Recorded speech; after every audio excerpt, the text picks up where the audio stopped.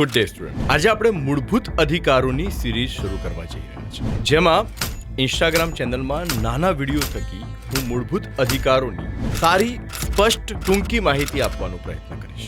હજુ સુધી તમે ઇન્સ્ટાગ્રામ ચેનલને ફોલો ના કરી હોય તો ફોલો કરી લેજો અને યુટ્યુબ ચેનલ જે કિશ્વા કરિયર એકેડમીની છે એને પણ સબસ્ક્રાઇબ કરી લેજો. મૂળભૂત અધિકાર ભારતના બંધારણના ભાગ 3 ની અંદર મૂળભૂત અધિકારોની ચર્ચા કરવામાં આવી છે. ભારતના બંધારણમાં ભાગ 3 ની અંદર 6 પ્રકારના મૂળભૂત અધિકારોની જોગવાઈ છે. એમાં પહેલો સમાનતાનો અધિકાર, રાઇટ ટુ ઇક્વાલિટી. અનુચ્છેદ 14 થી લઈને અનુચ્છેદ 18 ની અંદર સમાનતાના અધિકારની ચર્ચા છે.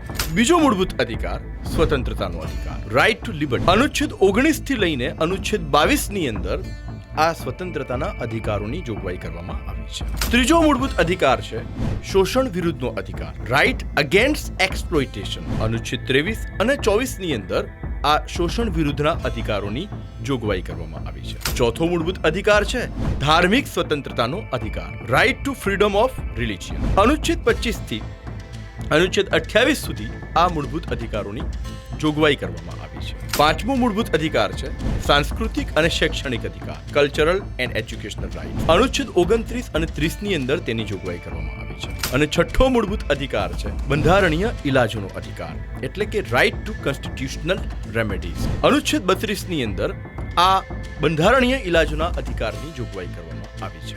મૂળ બંધારણ એટલે કે 26 જાન્યુઆરી 1950 ના રોજ જે બંધારણ અમલમાં આવ્યું તેમાં કુલ 7 મૂળભૂત અધિકાર હતા. 6 તો હું તમને જણાવી ચૂક્યો છું. 7મો હતો મિલકતનો અધિકાર, રાઇટ ટુ પ્રોપર્ટી, જે અનુચ્છેદ 31 માં અને અનુચ્છેદ 19 ની પેટાકલમ 1 ની પેટાકલમ F માં હતો. પરંતુ 44માં બંધારણીય સુધારા 1978 દ્વારા આ મિલકતના અધિકારને બંધારણના ભાગ 3 એટલે કે મૂળભૂત અધિકારમાંથી કાઢી દેવામાં આવ્યું છે અને તેને બંધારણમાં અનુચ્છેદ 300A માં ઉમેરીને કાયદાકીય અધિકાર બનાવી દેવામાં આવ્યો છે.